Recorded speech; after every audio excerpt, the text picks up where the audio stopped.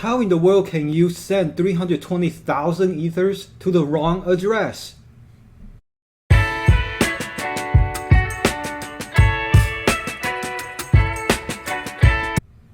Hey guys, DJ and Defi here. Today we want to talk about crypto.com. This has been on social media for the last few days.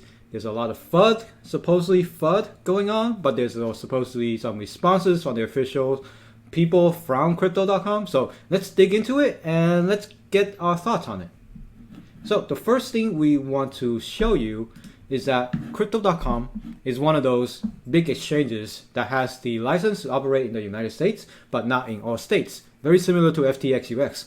And it actually has an international arm as well. So if you want to buy crypto and stuff, you can go here and go to the website from any country or most countries, and you can invest in coins, buy coins, stake coins, and check prices and trade. And they do something very similar to Coinbase where you can learn and earn coins. So it's one of those, just another exchange that does a lot of business, and it has its native token called CRO token.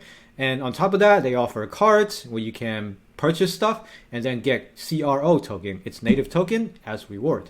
So very, very similar. And they want you to deposit your money and stake it, and you can earn rewards on your coins. Again, very, very similar to a lot of other other exchanges.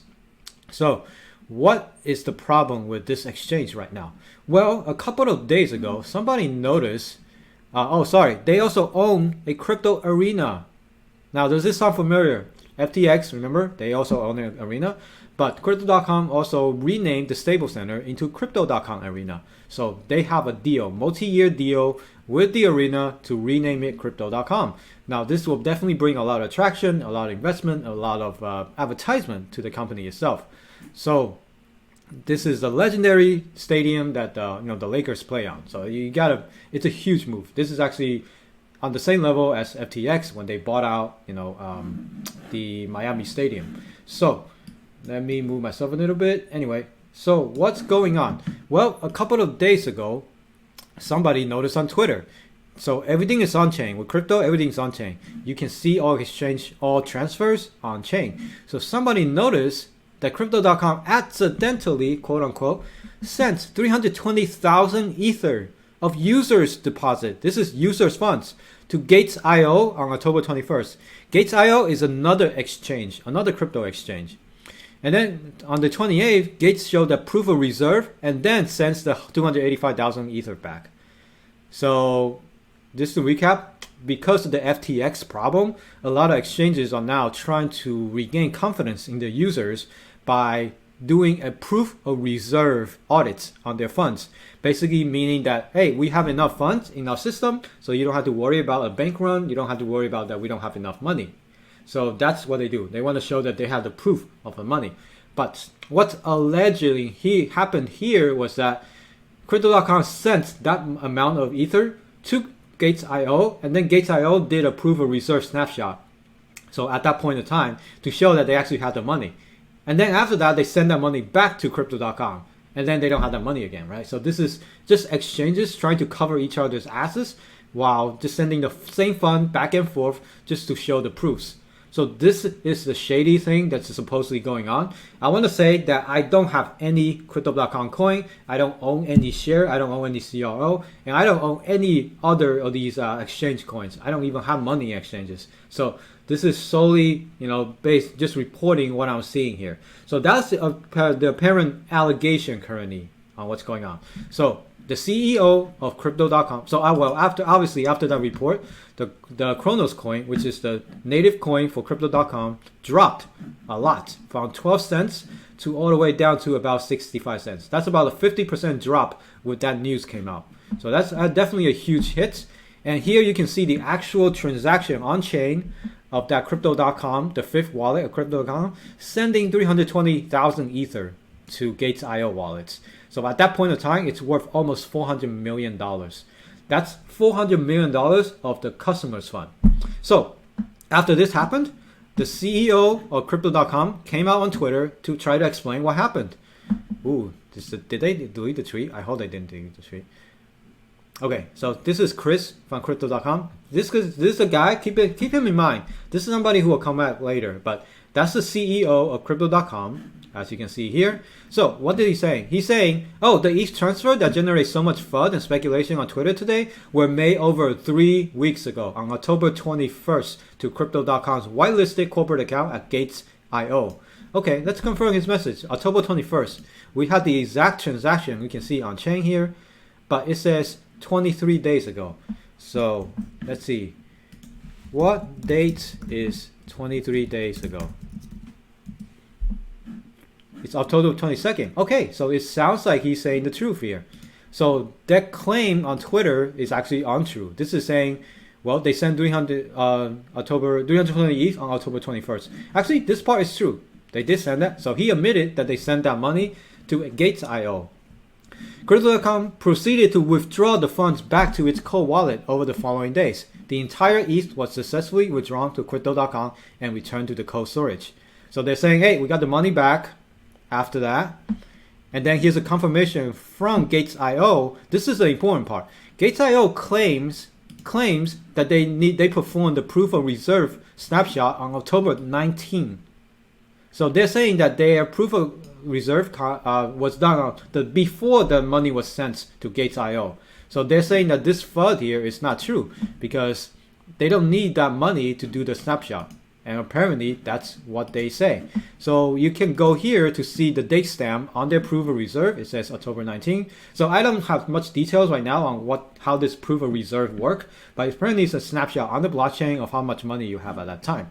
So it seems like there's a misunderstanding. It seems like there's a FUD. It seems like this is saying here is not true. So Chris has kept going. So fund movements on crypto.com custody system are only possible between approved and whitelisted addresses attached to a cold wallet, a hot wallet, and our corporate account on third-party exchanges. In this particular case, the whitelisted address belongs to one of our corporate accounts on third-party exchange instead of a cold wallet. We have since strengthened our process and system to better manage the system. So all he's saying is they have a wallet on Gates.io and they accidentally sent that ETH to that wallet. Now, if you are, this definitely rings a red flag to you.